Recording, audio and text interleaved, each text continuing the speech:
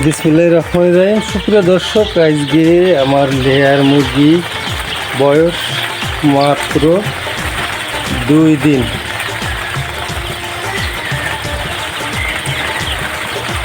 তো আজকে এই পেপারের পরে আমি 4 দিন রাখবো, ব্রুডিং যে পেপারের পরে 4 দিন রাখবো।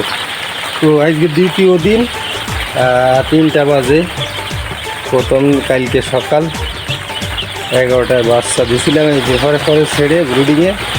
আর এখন পরের দিন মানে দ্বিতীয় দিন বিকেল 3টা। এখন এই পেপারগুলো নতুন পেপার দিয়ে দেবো, পেপারগুলো পাল্টায় দেবো।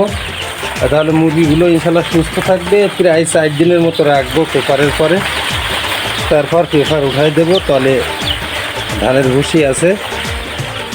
তো ওই পেপারগুলো অনেক সময় মনে করেন ঠান্ডা লাগতে পারে।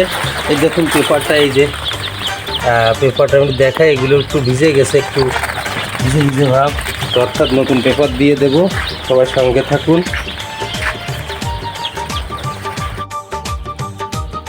তবে দর্শক, খেয়াল রাখবেন এই পেপারগুলো যখন উঠাবেন, পেপারের পরে অনেক খাবার আছে, এই খাবারগুলো এই গাবলায় ঢেলে নেব।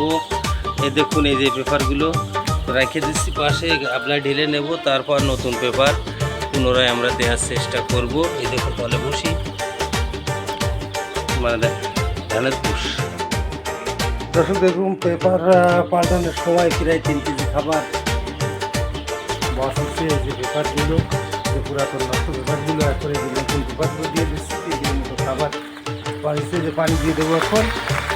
এখন ইনশাল্লাহ খাবার পানি দিয়ে দেবো নতুন করে। মুরগিগুলো নতুন পেপার দিয়ে কমপ্লিট করে দিলাম দ্বিতীয় দিন 3টার সময়। ইনশাল্লাহ একদম দ্বিতীয় দিন লেয়ার মুরগির পেপার পাল্টিয়ে দিলাম। দ্বিতীয় দিন 3টার পরে খাবার পানি দিয়ে দিলাম, পটে খাবার দিলাম, ছোটো ছোটো পটে। এদিকে খাবারের পট, এটা পানির ছোটো পট, খাবার পানি দিয়ে দিলাম। এখন কত সুন্দর দেখা যাচ্ছে মুরগিগুলো।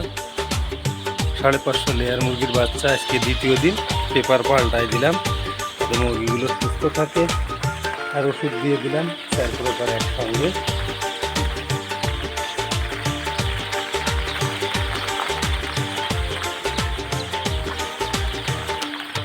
মুরগি ঠান্ডা না লাগে এই জন্য পেপার চেঞ্জ করে দিলাম দ্বিতীয় দিন।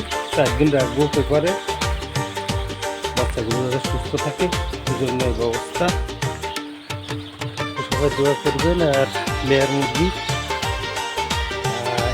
0 বাচ্চা থেকে পুরো ডিম পাড়া পর্যন্ত ইনশাল্লাহ আমি আপনাদের এই যে লাল লেয়ার মুরগি দেখাবো ভিডিও আকারে। এই জন্য দেখার জন্য আমার চ্যানেলটি অবশ্যই সাবস্ক্রাইব করে রাখবেন, পাশাপাশি লাইক কমেন্ট শেয়ার করতে ভুলবেন না। সব ভালো থাকুন। পরবর্তী কোনো এক ভিডিও কথা হবে ইনশাল্লাহ। আল্লাহ হাফেজ।